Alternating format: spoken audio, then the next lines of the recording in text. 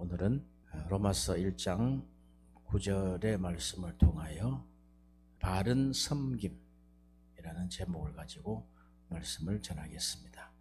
바울에 있어서 복음의 내용은 예수 그리스도의 출생과 죽음과 부활입니다.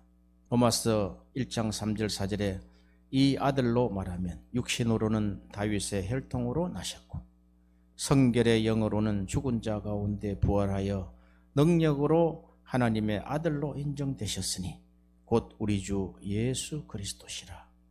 이 복음의 정의와 또 오늘 본문의 9절의 말씀을 통해 그 아들의 복음 안에서를 연결해서 생각해 보면 바울의 생각은 온통 그리스도의 십자가상의 죽음에 놓여 있는 것을 우리가 볼 수 있습니다. 지난주에 말씀드린 것처럼 성경에서 세상이란 코스모스로 표현을 했죠. 그 코스모스는 물리적인 지구와 그 지구에 속한 모든 물질을 과학자들은 코스모스를 하지만 성경은 인간의 본성적 구조를 말을 하고 있습니다. 이 복음은 인간의 본성적 구조, 즉 코스모스, 세상적이고 정욕적이고 마귀적인 그 인간의 본성적 능력을 깨트리고 변화시키는 것을 복음이라고 말을 하고 있습니다.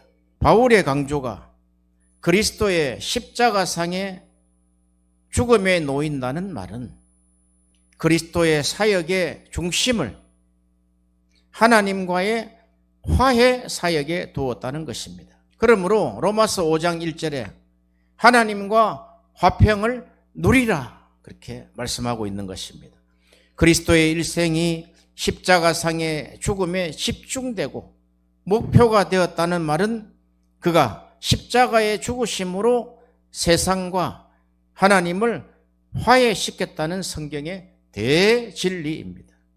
이것이 하나님이 받으시는 순종의 제사요 속죄 제사이며 바른 섬김입니다. 하나님을 섬기는 바른 섬김은 인간의 노력과 정성에 의해서 되는 것은 아닙니다. 하나님이 받으시는 섬김은 하나님이 받으신다는 것입니다. 모든 이방 종교들은 다 그들의 경배를 사람이 정하였고 저들의 지혜로 결정하였습니다. 그것들은 다 거짓된 종교들이기 때문에 그렇습니다. 그러나 참 하나님을 섬기는 종교인 성경 종교는 하나님이 받으실 경배를 결정하셨습니다. 가장 구체적으로 그가 정밀하게 지시하시고 정하셨습니다. 이것이 가장 구체적인 예가 출애굽기와 레위기에 전개된 예배의 모범입니다. 하나님은 가장 중요한 부분만 지시하고 정하신 것이 아니라 가장 작은 부분까지 구체적으로 지시하시고 보이셨습니다. 하나님은 먼저 모세를 시내산으로 부르시고 40일 주야로 산에 있을 때에 직접 말씀하셨습니다. 출애굽기 25장 8절 9절에 내가 그들 중에 거할 성소를 그들을 시켜 나를 위하여 짓되 물은 내가 내게 보이는 대로 장막의 식양과 그 기구의 식양을 따라 지을지니라. 모세에게 법궤를 만들라 명하실 때 제일 먼저 법궤의 환상을 보이시고 또 그 크기를 정하셨습니다. 재료는 조각목인 시팀목으로 정하셨습니다. 법궤의 길이가 2규빗 반, 넓이가 1규빗 반, 높이가 1규빗 반으로 정하시고 그것은 가로 112.5cm, 세로 67.5cm, 높이 67.5cm의 직육면체 규격입니다. 그리고 그 법궤를 지은 후에 그 모든 표면을 정금으로 싸게 하셨습니다. 먼저 이 법궤 혹은 속죄소, 그 다음은 떡상과 촛대 등의 모든 기구들의 규격들과 그 재료와 그 만드는 방식을 다 말씀하셨고, 그 기구들을 만들 사람도 지명해 부르셨습니다. 그 지명받은 사람들도 임의로 만들면 안 되도록 지시받은 것을 지시한 이의 뜻에 꼭 맞도록 지을 수 있도록 지혜와 재능을 특별히 더하셨습니다. 출애굽기 36장 1절 2절에 브살렐과 오홀리압과 및 마음이 지혜로운 사람 곧 여호와께서 지혜와 총명을 부으사 성소에 쓸 모든 일을 할 줄 알게 하심을 입은 자들은 여호와의 무릇 명하신 대로 할 것이니라. 모세가 브살렐과 오홀리압과 및 마음이 지혜로운 사람 곧 그 마음에 여호와께서 지혜를 얻고 왔어 그 일을 하려고 마음에 원하는 모든 자를 부르매. 이런 크고 중요한 성막 내의 기구들뿐 아니라 가장 작은 부젓가락 하나에 이르기까지 다 세밀하고 정확하게 지시하셨습니다. 성막도 가장 구체적으로 확실하게 지시를 하셔서 그 끝에 다는 석류 방울 하나도 어긋남이 없게 지시를 하시고 정하셨습니다. 그리고 제사장의 예복인 에봇도 누가 들어도 만들 수 있을 만큼 정확하고 확실하게 그리고 세밀하게 지시하셨습니다. 출애굽기 28장 1절에서 3절에 너는 이스라엘 자손 중 내 형 아론과 그 아들 곧 나답과 아비후와 엘르아살과 이다마를 그와 함께 내게로 데려오라.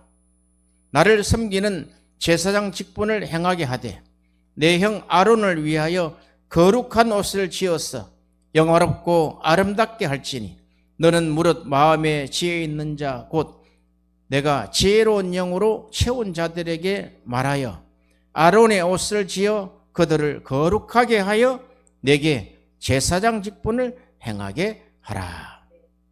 그리고 제사장이 성막에서 제사하기 위한 준비와 실제 제사 집행을 어떻게 해야 할 것임을 확실하게 밝히셨습니다. 하나님의 규정에 의하지 않는 제사는 하나도 없게 하셨습니다.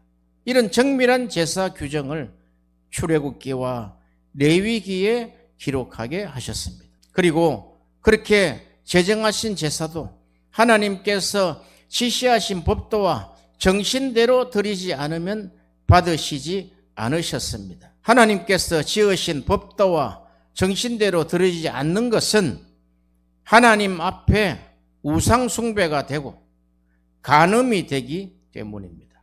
그래서 가장 하나님께서 명령하셨던 것은 내가 거룩하니 너희도 거룩하라 명령하신 것입니다. 이 때문에 레위기 10장 1절에 대제사장 아론의 대를 이을 두 아들인 첫째 아들 나답과 둘째 아비후가 여호와의 명령하지 않은 다른 불을 담아 분향하다가 불이 여호와 앞에서 나와 불살라 죽였습니다.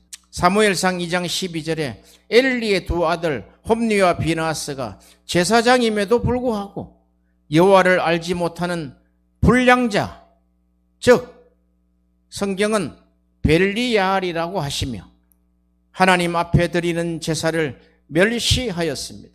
그 결과 블레셋과의 전쟁에서 하나님의 법궤를 빼앗기고 두 아들의 죽임을 당한 그 소식을 들은 엘리는 의자에서 자빠져 목이 부러져 죽게 되고 그 후손은 다 멸하시고 마침내 그 후손을 제사직에서 완전히 박탈하셨습니다. 이스라엘의 초대왕 사울도 하나님의 명령에 완전히 순종하지 못함과 또 제사직의 동참 시도 때문에 하나님으로부터 영원히 버림을 받았습니다. 그리고 마침내 북이스라엘과 남유다도 하나님의 정하신 예배의 길을 떠날 때 북이스라엘은 BC 722년에 아시리아의 멸망을 당했고 남유다는 BC 586년에 바벨론에 의해서 완전히 멸망당했습니다. 이처럼 계시 종교는 하나님의 계시에 의존하여 세워진 종교이기 때문에 하나님께서 자기 뜻을 계시하신 뜻이 모든 것을 결정합니다. 하나님께서 계시하신 것은 그의 기뻐하시는 뜻입니다. 인간의 본성적 구조 안에서는 예배도 하나님의 뜻으로 드리지 아니하고 사람의 뜻과 사람의 방식과 자기 기분에 따라서 정성으로 드리기를 원하는 구조로 되어 있습니다. 이 하나님의 계시된 뜻 중에 가장 중요한 것은 하나님께서 받으시기 때문에 그렇습니다. 하나님께서 받으시는 기뻐하시는 예배가 하나님의 계시된 뜻 중에 가장 중요한 것이라는 것을 말하고 있습니다. 하나님은 인격적인 신으로서 자기가 받으실 예배를 정하셨습니다. 그리고 계시된 예배 모범대로 하나님을 예배할 때만 하나님이 예배를 받으시는 것입니다. 그러므로 우리가 예배할 때 조심해야 할 것은 우리의 예배가 하나님의 말씀에 계시된 것보다 더하거나 덜해서도 안 된다는 것입니다. 우리의 열심과 정성만을 다하면 하나님께서 기뻐하시는 줄 아나 그것은 전혀 거릇된 이교도적이고 우리의 육에 속한 예배입니다. 하나님은 자기의 정하신 예배 모범대로 예배할 때만 기뻐하십니다. 하나님의 계시에 어긋나는 예배는 아무리 정성과 정열을 다하여도 하나님께 받으시는 것이 아니기 때문에 허사입니다. 그러므로 하나님을 섬김에서 예배는 특별히 아들의 복음에 따라 합당하게 해야 합니다. 바울이 하나님께 드린 예배를 받으신 이유는 하나님의 아들의 복음 안에서 아들의 복음을 따라 예배하고 섬겼기 때문입니다. 하나님께서 우리의 예배를 받으시냐 안 받으시냐가 중요한 이유가 있습니다. 하나님께서 받으시는 예배를 드리는 것이 우리의 생명이 있기 때문입니다. 사람의 생명은 하나님을 섬김에 있고 하나님을 예배함에 있기 때문입니다. 우리의 예배가 하나님께 연락되었을 때 하나님의 생명이 그의 영을 통하여 우리에게 오기 때문입니다. 우리가 아무리 예배하여도 그 예배가 하나님께 상달되지 못하면 우리의 종국은 마침내 죽음밖에 아무것도 기다리는 것이 없기 때문입니다. 구약의 제사도 하나님께서 조목조목 지시하신 대로 예배를 하였습니다. 그 제사의 핵심은 속죄 제사였습니다. 그러나 그 제사는 아직 완전한 제사가 아니었습니다. 아담의 제사가 그렇고 또한 아벨의 제사가 그렇고 아벨 대신에 나온 셋의 제사가 그랬고 노아의 제사가 그랬고 아브라함의 제사가 그랬고 다윗의 제사가 그랬습니다. 한마디로 그들이 드린 속죄 제사 하나님이 받으셨지만 완전하지는 않으셨다는 것입니다. 그러나 오늘 본문의 그 섬김, 제사와 예배, 헬라어로 라트리오라 그랬죠. 라트리오는 그리스도의 고난과 희생 때까지이고 그리스도의 단번에 드린 속죄 제사, 곧 십자가의 죽으심 후에는 복음이 가르친 대로 예배해야 합니다. 그의 아들의 복음 안에서 그 아들의 복음을 따라 하나님을 섬겨야 하는 것입니다. 이것이 그리스도 안에서 완성된 라트리오입니다.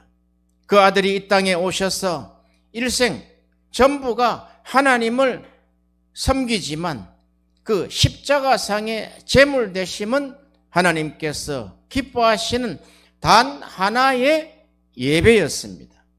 그리고 십자가 이후 하나님께 드리는 바른 예배가 몸으로 사한 제사를 드리는 신령한 예배입니다. 이것이 바른 섬김입니다.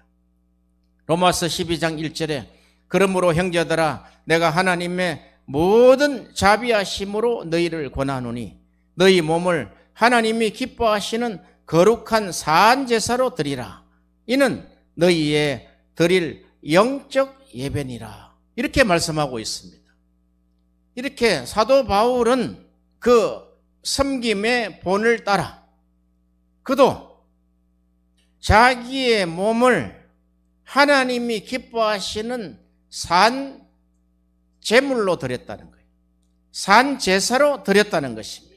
그리고 그 제사의 본을 따라 나를 본받아라 하였던 사도 바울의 본을 따라 너희가 드릴 영적 예배가 바로 이것이다라고 말씀하고 있습니다. 이렇게 성경에 나타난 섬김은 하나님이 먼저 시작했습니다. 우리가 하나님이라고 칭할 때 특별히 지정한 성부 하나님 이렇게 지정하지 않으면은 통상 하나님을 삼위일체 하나님으로 우리가 표현을 합니다. 이 섬김은 삼위일체 하나님이 먼저 우리 인간 세상, 코스모스인 이 세상에 나타나셔서 행하셨다는 것입니다.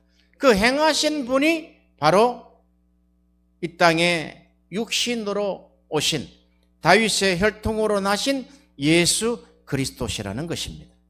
그분이 십자가상에서 드려진 그 완성된 제물, 하나님은 유일하게 완성되고 완전한 제물이신 그리스도를 받으심으로 만족해 하셨습니다. 하나님의 사랑에 만족하셨고 그 예수 그리스도의 하나님의 절대적인 순종에 만족하셨고 그 결과 세상과 화해되는 과정을 만족하게 여기신 것입니다.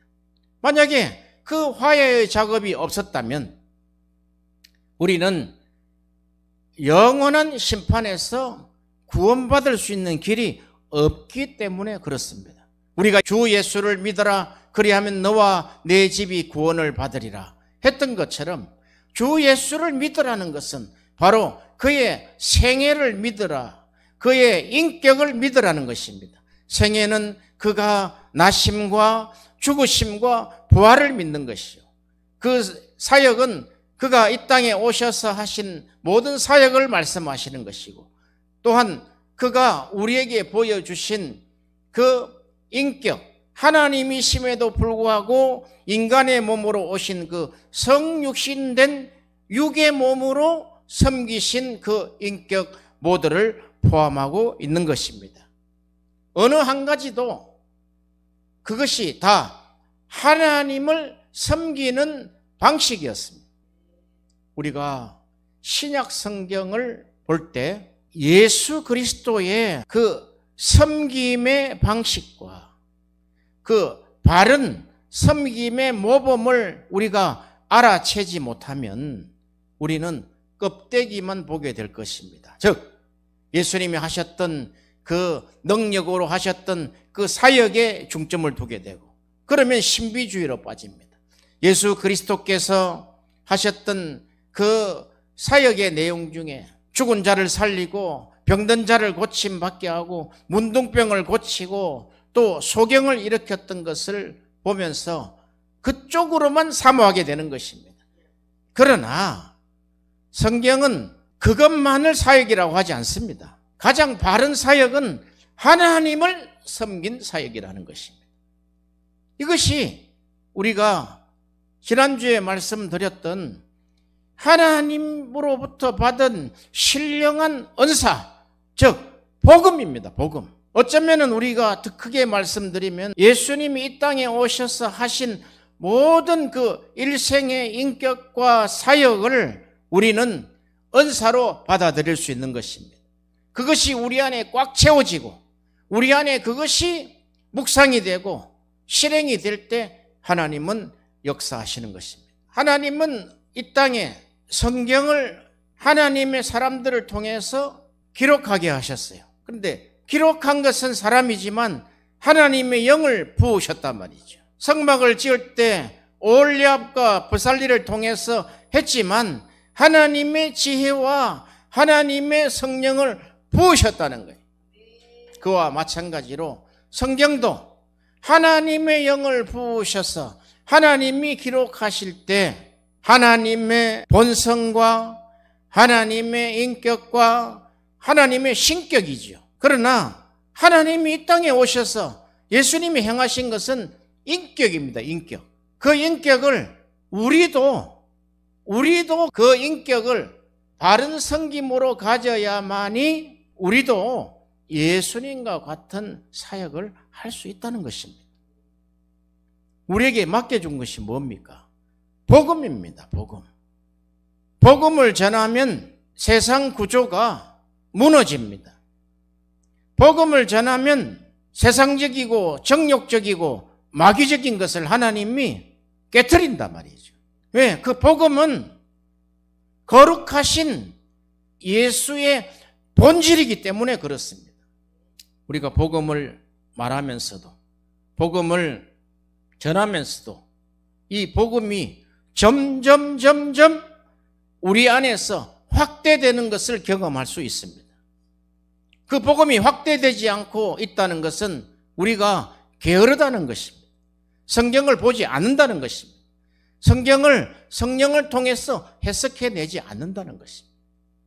이 복음의 진리의 말씀은 말씀의 역할을 하나님이 그대로 하신다는 거예요.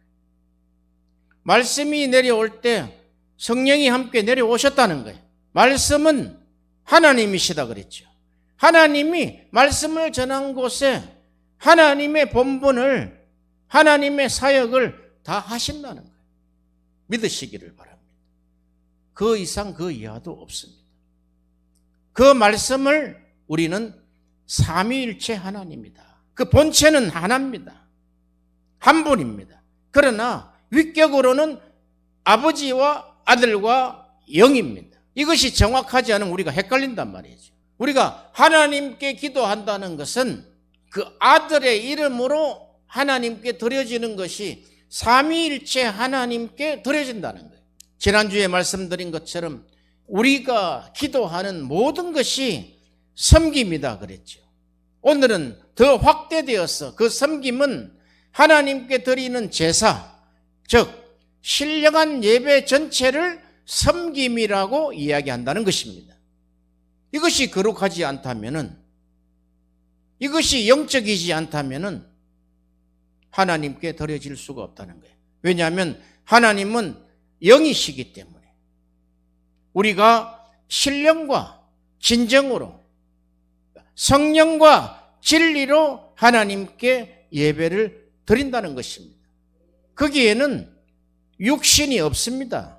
육이 없습니다. 영으로 예배 드리신다는 거예요.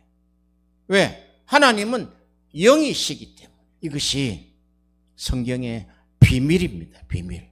삼일째 하나님은 영이시기 때문에 영으로 우리에게 오시고 영으로 역사하시고 그 담당이 삼일째 하나님 속에서 역사하신다는 거예요. 성부 하나님께서 예정하시고 작정하시고 성자 예수님께서 그 모든 일을 성취하시고 성취하신 그 속죄사역, 화해사역을 성령께서 우리를 통하여 이루신다는 거예요. 성령과 우리와 밀접한 관계가 없으면 안 된다는 거예요. 더 나아가서 삼일째 하나님과 밀접한 관계가 형성이 되지 않으면 모든 것이 헛사입니다. 우리에게 복음을 통해서 우리에게 전달될 때 그렇습니다. 나는 죄인입니다. 이제 세상 구조인 코스모스를 믿지 아니하고 복음을 믿겠습니다. 할 때 들어오신 실체다, 이 실체. 그것이 우리에게 은사이며 그것이 하나님이 우리를 섬긴 바른 섬김이고 우리도 그와 같이 삼일째 하나님과 같이 세상을 섬기는 것.